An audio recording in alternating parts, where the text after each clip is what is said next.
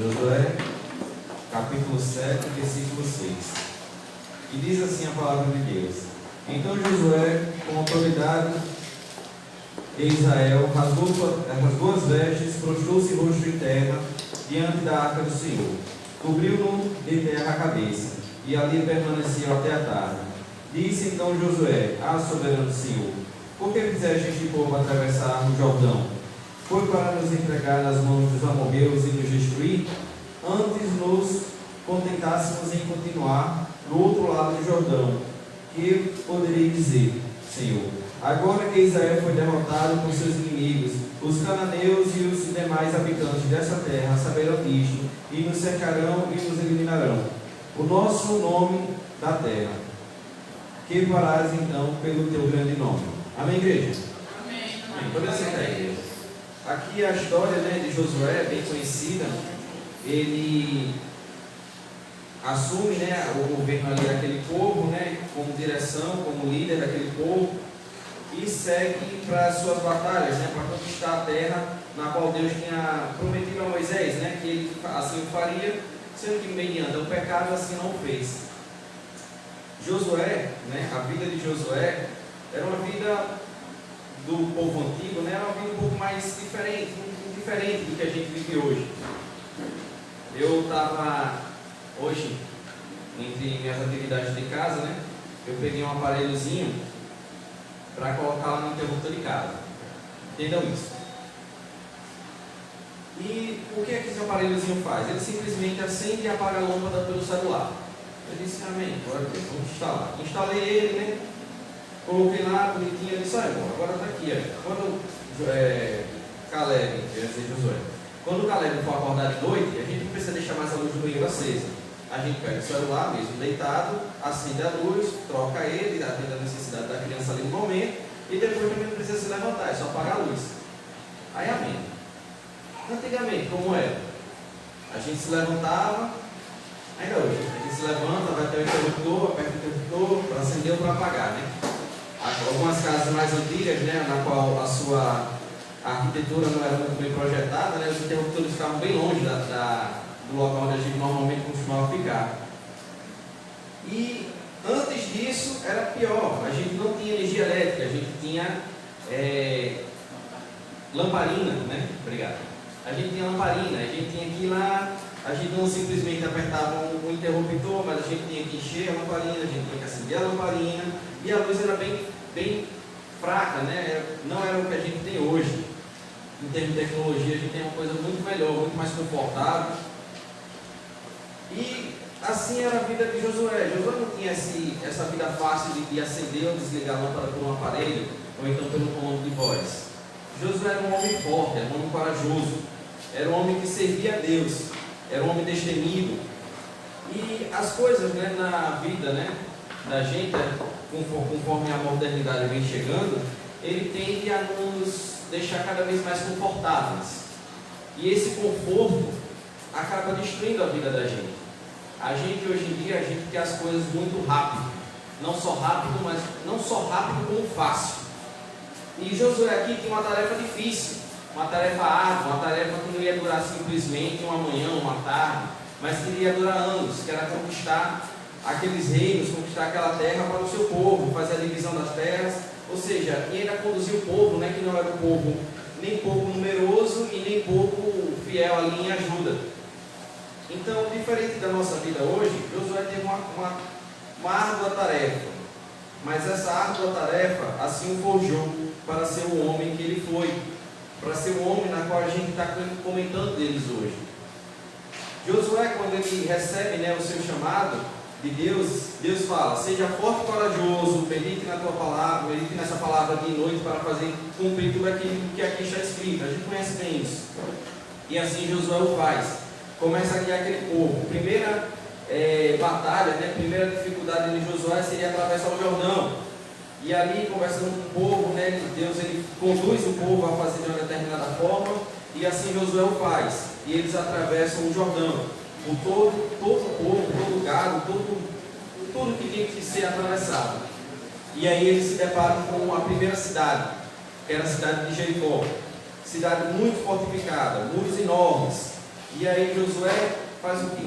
Ele chega e ora a Deus, pede estratégia. Senhor, a cidade aí é um pouco difícil de transpor, não é uma batalha fácil, muralhas fortificadas, e Deus dá uma estratégia meio sem sentido, mas que Josué ele obedece ao pé da letra.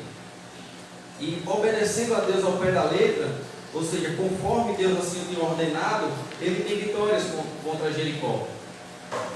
E aquela alegria, aquela felicidade, né? O povo ali acredito que se alegrou muito, dizendo assim: Josué, você realmente é homem de Deus, nos trouxe vitória mediante a essa grande cidade, então as outras vai ser tranquilo, vai ser molezinha, a facilidade, né? Que o mundo nos proporciona. E aí ele chega para a segunda cidade, né? Manda ali os espias, né? Como de costume, os espias olham a terra, volta, dá um relatório para eles, dizem assim: olha, uma cidade pequena, não necessita de muita coisa não, manda ali uns 3.000 homens e a gente derrota todos aqueles, não precisa cansar todo o exército, né? Ou seja, vamos agir com facilidade, é uma cidadezinha pequena, fácil de derrotar, então é só mandar ali uns 3.000 homens, e assim Josué faz, tá certo. Então, orientado, né? Ele chega e diz assim: vai, aqueles 3.000 homens, envia, e ali aqueles 3.000 homens perdem aquela batalha. Ele não só perde, mas ele ainda tem baixas de guerra, morre cerca de 36 homens, salvo engano. E Josué fica muito entristecido e ora ao Senhor, que foi a leitura que a gente fez aqui essa noite. Ele diz assim: ó Senhor, nós perdemos numa cidade tão pequenininha, e agora os outros reis dessa terra aqui vão saber da nossa derrota, vão saber que somos fracos, vão saber que nós somos pequenos e vão vir com tudo em cima da gente. E uma cidade de Jericó, com a estratégia do Senhor, foi relativamente fácil, né? meio fácil, meio difícil de derrotar contra essa cidade. Imagine se todos os povos fossem contra a gente de uma vez só. A gente certamente iria padecer. E aí ele clama ao Senhor, clama ao Senhor, ali se humilha junto com os seus. E o Senhor traz a resposta. Ele diz: sim, vocês perderam, porque vocês estão em pecado. Sendo que Josué não tinha pecado, Josué não tinha como saber que eles estavam em pecado, né? Se assim não orasse a Deus.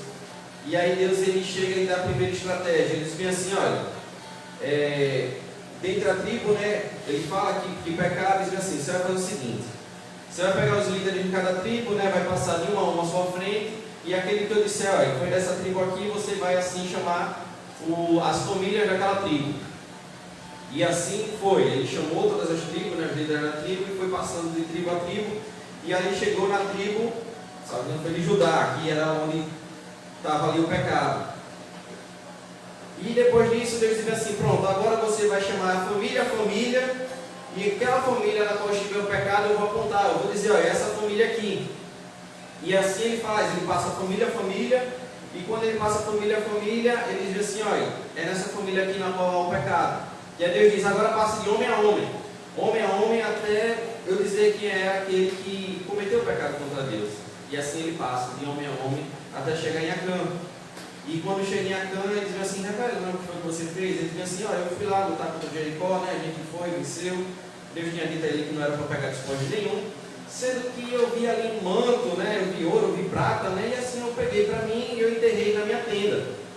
Ele disse: você fez isso? É porque você fez isso? Olha, morte de 36 homens. A gente não tem noção, né, do quanto um erro nosso, e muitas vezes parece bobo, né? Causa um mal, e muitas vezes contra os nossos, e a gente acaba causando contra aqueles que estão à nossa volta. E ali Josué manda os seus guerreiros, né, ver, comprovar isso, né, desenterrar ali o tesouro, e comprova, né, que realmente Acã era culpado daquele pecado. E ali ele reúne Acã, reúne seus filhos, reúne seus bens, reúne seu gado, reúne sua família, e em praça, né, apedrejam e queimam, para assim eliminar de uma vez por todas o pecado da terra de Israel, e assim eles poderem ter vitória. Porque nossa vitória não está em homens, não está em cavalos, não está em exércitos. Josué poderia chegar e dizer assim: em vez de mandar 3.000, manda logo todo o exército ali contra Ai. Eles iam perder. Porque não importa o quão forte nós sejamos, se a gente não tiver Deus nos guiando, nós perdemos. se não tivermos Deus à frente das nossas batalhas, a gente perde.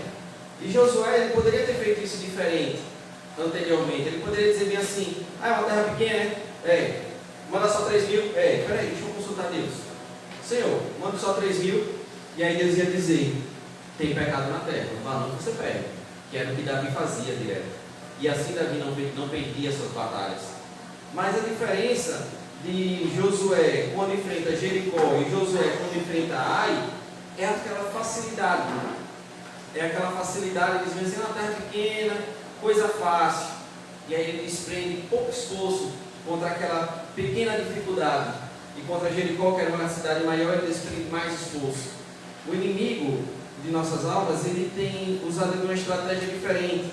Ele não tem jogado Jericós contra a nossa vida para que assim a gente precise clamar a Deus com mais empenho. Ele tem mandado pequenos ais, pequenas cidades de ais, trazendo um pequeno desconforto, mas um desconforto suportável, um desconforto aceitável, é uma derrota aceitável, e a gente tem engolido esses ai. A gente tem perdido pequenas batalhas, e essas pequenas batalhas nos levam ao inferno.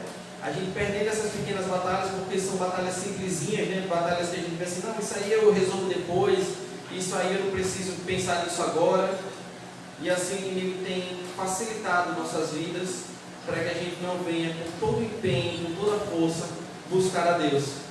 Quando Josué perde, ele se arrepende, ele clama ao Senhor, e Deus, ele assim o traz estratégia para primeiro eliminar o pecado do seu meio, e depois ele dá uma estratégia de como vencer Ai. Da mesma forma, Deus, ele quer trazer estratégia para a gente hoje. Ele quer mostrar para a gente onde está o nosso erro e assim mostrar como a gente vai vencer. Mas para isso a gente tem que ter ideia de quando a gente perde e de quando a gente ganha. E quando a gente perde, dizer assim: Senhor, eu perdi. Batalha pequena, coisa simples, mas eu perdi. E só a palavra diz que a gente vai viver de vitória em vitória, que a gente vai comer o melhor dessa terra, mas eu perdi. Eu perdi por quê, Senhor? E aí Deus, ele revela.